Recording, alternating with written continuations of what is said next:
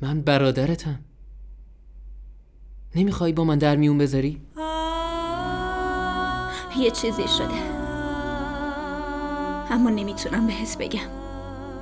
به برادر خودت هم نمیتونی بگی؟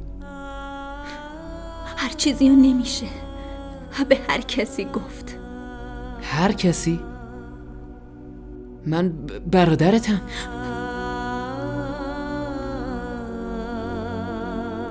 میدونم، ولی بعضی چیزا رو نمیشه به کسی گفت. نه به برادرت و نه به هیچ کس دیگه. باشه، به من نگو. با زهرا که میتونی درد و دل کنی. الان زنگ میزنم به زهرا. نمیخوام با هیچ کس حرف بزنم، نه با تو، نه با زهرا و نه با هیچ کس دیگه. باشه، با هیچ کی حرف نزن. چرا اینقدر داد میزنی؟ مشکل تو چیه؟ میتونی تنها بذاری یا نه؟ اصلا مگه تو کیه من هستی؟ بگو ببینم تو کیه من هستی که منو سوال پیش میکنی؟ اگه اتفاقی هم افتاده چرا باید به تو بگم ها؟ همین الان از اینجا برو بیرون. گفتم برو بیرون.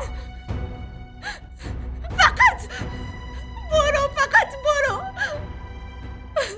تو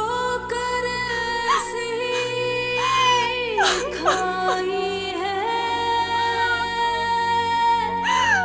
बेबसी सी छाई है जाने क्यों है ये मायूसी क्यों ऐसी ये सजाएं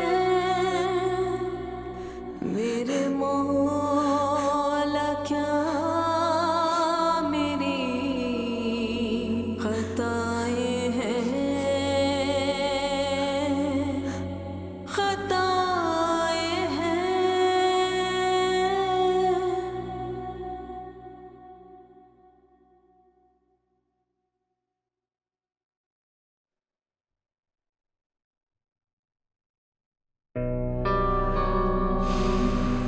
این وسط چه بلایی سر زهرا میاد؟ مطمئنم اینقدر گریه میکنه تا از پا در بیاد. دنیاش خراب میشه رو سرش.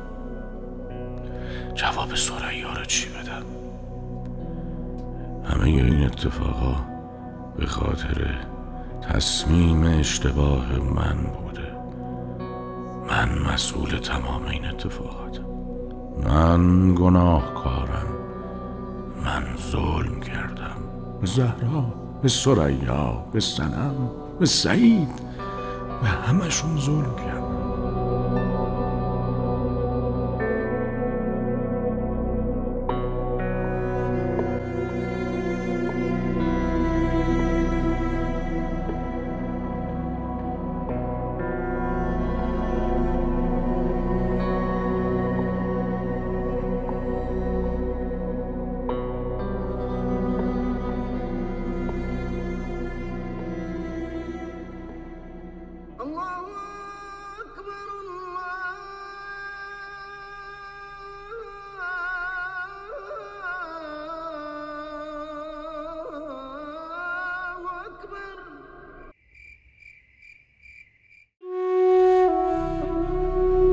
خدای بزرگ، سعید ندونسته با صنم ازدواج کرده.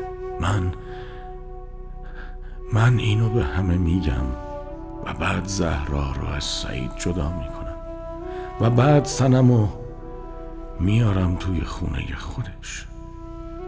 خداوندا منو سعیدو ببخش، به همون رحم کن. توبه منو بپذیر، توبه منو بپذیر. خدا عاجزانه التماست میکنم که منو ببخش. خدایا منو ببخش.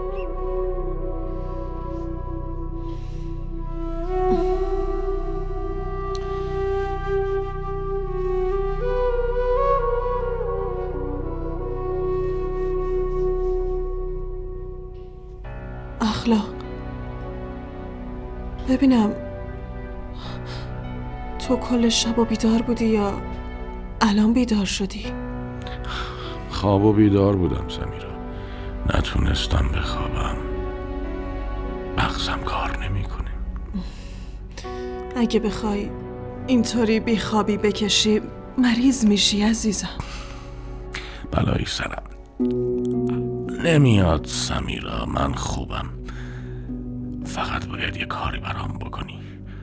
لطفاً برو و توی اتاق دیگه نماز تو بخون.